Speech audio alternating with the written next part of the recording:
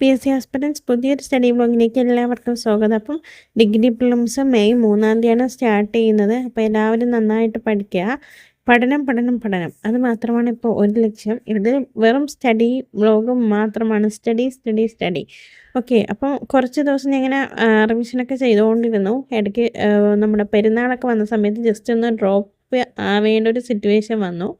വീണ്ടും സ്റ്റാർട്ട് ചെയ്ത് 21 മുതൽ സ്റ്റാർട്ട് ചെയ്ത് തുടങ്ങി. ഫസ്റ്റ് ഡേ ഞാൻ ഒരു സബ്ജക്റ്റും സെക്കൻഡ് 2 സബ്ജക്റ്റും മാത്രമേ പഠിച്ചിട്ടുള്ളായിരുന്നു. ഭയങ്കരമായിട്ടും ടെൻഷനാണോ വിഷമമാണോ അറിയില്ല. മുന്നോട്ട് പോകാൻ എന്തൊക്കെയോ ഒരു തടസ്സങ്ങൾ നേരിടുന്ന പോലെ തോന്നി. സോ 2-3 ദിവസം പതിയെ സ്റ്റാർട്ട് ചെയ്ത് നമുക്ക് പഠിച്ച് തുടങ്ങാമെന്ന് വിചാരിച്ച് തന്നെയാണ് കുറേ പോസിറ്റീവായിട്ടൊക്കെ ചിന്തിച്ച് പഠിച്ച് തുടങ്ങിയത്. ഇപ്പം ഇന്ന് 24 ആണ്. നന്നായിട്ട് റിവിഷനൊക്കെ ചെയ്തു. ഇന്ന് ഭയങ്കര ഒരു ഹാപ്പി ആയിട്ടുള്ളൊരു ദിവസമായിരുന്നു. ഓരോ പോർഷൻസ് ഞാനിങ്ങനെ റിവിഷൻ ചെയ്യുന്ന പോർഷൻസ് ഞാനൊരു ഡയറിയിൽ ഇങ്ങനെ എഴുതി വയ്ക്കും. അപ്പോൾ ഇന്ന് റിവിഷൻ ചെയ്ത് ഉച്ച ആയപ്പോഴാണ് എനിക്കൊരു കാര്യം തോന്നിയത്. അപ്പം ഞാൻ PYQ ഒന്ന് സ്റ്റോപ്പ് ചെയ്ത് വെച്ചിരിക്കുകയാണ് എക്സാം എഴുതുന്നത്. കാരണം എന്തെന്ന് വെച്ചാൽ നമുക്ക് പല ക്വസ്റ്റ്യൻസിൻ്റെ ആൻസർ എത്തിപ്പെടാൻ കുറച്ചധികം ടൈം എടുക്കുന്നു. അപ്പം റിവിഷനൊന്നും ഒരുവിധം കംപ്ലീറ്റ് ആയിട്ട് ഫുൾ PYQ ചെയ്ത് തുടങ്ങാമെന്ന് വിചാരിച്ചു. അപ്പം അതിന് വേണ്ടിയിട്ട് ഞാനിപ്പം എന്ത് ചെയ്തു, ഒരു ടോപ്പിക്ക് ഇപ്പോൾ സിലബസിലുള്ള ഒരു സബ്ജക്റ്റ് കോൺസ്റ്റിറ്റ്യൂഷൻ എന്ന് പറയുന്ന സബ്ജക്റ്റാണ് ഞാൻ സെലക്ട് ചെയ്തത്. ആ ഒരു സബ്ജക്റ്റ് എടുത്ത് ആ സബ്ജക്റ്റിലുള്ള എല്ലാ ടോപ്പിക്സും പഠിച്ച് കംപ്ലീറ്റ് ചെയ്തിട്ട് ആ ഒരു കോൺസ്റ്റിറ്റ്യൂഷൻ എന്ന് പറഞ്ഞാൽ സബ്ജക്റ്റ് വൈസ് റിവിഷനും മോഡൽ എക്സാമൊക്കെ ചെയ്യാമെന്ന് വിചാരിക്കുന്നുണ്ട്. അങ്ങനെ ഞാനിപ്പം അത് ഫോക്കസ് ചെയ്താണ് ഇന്ന് ഉച്ച മുതൽ ഞാൻ പഠിച്ചു തുടങ്ങിയിട്ടുള്ളത്. എന്ന് പറഞ്ഞാൽ ഞാൻ മറ്റ് സബ്ജക്റ്റുകൾ തീരെ ഒഴിവാക്കുന്നില്ല. ഇംഗ്ലീഷ്, മാത്സ്, മലയാളം ഞാൻ നോർമലി പഠിക്കുന്നത് പോലെ പഠിക്കും. അതുപോലെ മറ്റ് സബ്ജക്റ്റുകളും ഞാൻ ഇടയ്ക്ക് റിവൈസ് ചെയ്യും.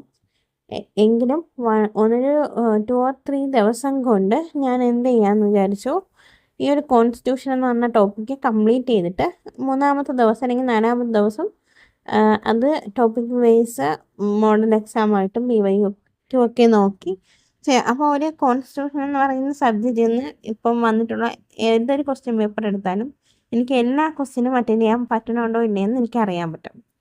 അങ്ങനെ ഒരു തോട്ട് എനിക്ക് എപ്പോഴാണ് ഞാൻ ചിന്തിച്ചു തുടങ്ങിയത്. പിന്നെ വേറൊരു കാര്യം പറയാനാണെങ്കിൽ രാവിലെ ഞാൻ ടോപ്പിക്ക് ഇട്ടിട്ട് ഞാൻ ഇത് സിലബസ് ഞാൻ പഠിക്കാനുള്ള ടോപ്പിക്ക് സെലക്ട് ചെയ്ത് വെച്ചിട്ട് പഠിക്കുന്നത് ഞാനിപ്പോൾ നിർത്തി. കാരണം എൻ്റെ സിറ്റുവേഷൻ അനുസരിച്ച് ഞാൻ എക്സാമിന് അടുക്കാറായി. മാക്സിമം നമ്മൾ റിവിഷൻ ചെയ്യാനും ഒരുപാട് ടോപ്പിക്സ് കംപ്ലീറ്റ് ചെയ്യാനൊക്കെ ഉണ്ട്. ആ ടോപ്പിക്സൊക്കെ കംപ്ലീറ്റ് ചെയ്യാൻ കുറച്ചധികം ടൈം വേണം. അപ്പം ഞാൻ കിട്ടുന്ന ടൈം ഞാൻ മാക്സിമം റിവിഷൻ ചെയ്ത് പോവാണ്. അപ്പോൾ ഞാൻ ഇപ്പോൾ ഇത്ര ടോപ്പിക്ക് സെലക്ട് ചെയ്ത് വെക്കുന്നില്ല. ഇപ്പോൾ ഈ മാസം 21-ാം തീയതി മുതൽ ഞാൻ ടോപ്പിക് സെലക്ഷൻ നിർത്തിയിട്ട് ഒരു സിലബസ് നോക്കും, അതിൽ നിന്ന് ടോപ്പിക്ക് എടുക്കും, അങ്ങ് പഠിക്കും. സോ കവർ ചെയ്യുന്ന ടോപ്പിക്കും റിവിഷൻ ചെയ്യുന്ന ടോപ്പിക്കും രണ്ടായിട്ട് തന്നെ ഞാൻ എഴുതി എൻ്റെ ഡയറിയിൽ മാറ്റിക്കൊണ്ടിരിക്കുവാണ്.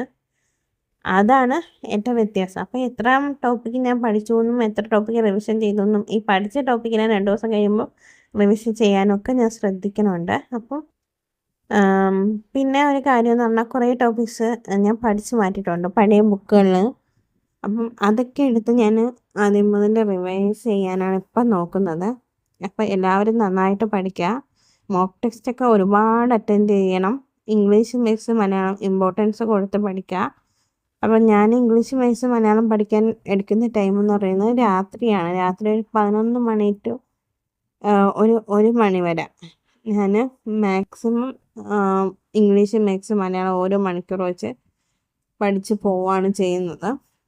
പകൽ ഞാൻ കൂടുതലും റിവിഷന് വേണ്ടിയും മറ്റ് സബ്ജക്റ്റുകളുടെ ടോപ്പിക്സൊക്കെ കവർ ചെയ്യാനാണ് യൂസ് ചെയ്യുന്നത്.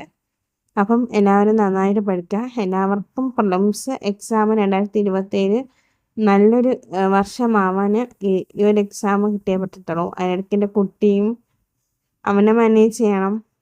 എല്ലാം കൂടെ കുറച്ച് ടഫാണ്. എന്നാലും നമുക്ക് നമ്മുടെ ലക്ഷ്യം ഒന്നേ ഉള്ളൂ, ഡിഗ്രി പ്രിലിംസ്. അത് കിട്ടാതെ നമുക്ക് മുന്നോട്ട് പോകാൻ പറ്റത്തില്ല എന്നുള്ളൊരു സിറ്റുവേഷൻ ആയിട്ടാണ് ഞാൻ നിൽക്കുന്നത്.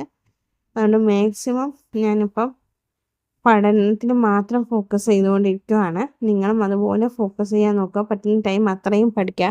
1 മിനിറ്റ് പോലും വേസ്റ്റ് ചെയ്യരുത്. ഇപ്പം വേസ്റ്റ് ചെയ്താലും അടുത്ത വർഷം ഫുള്ള് നമ്മൾ വേസ്റ്റ് ചെയ്തെന്ന് വരും. Thank you so much.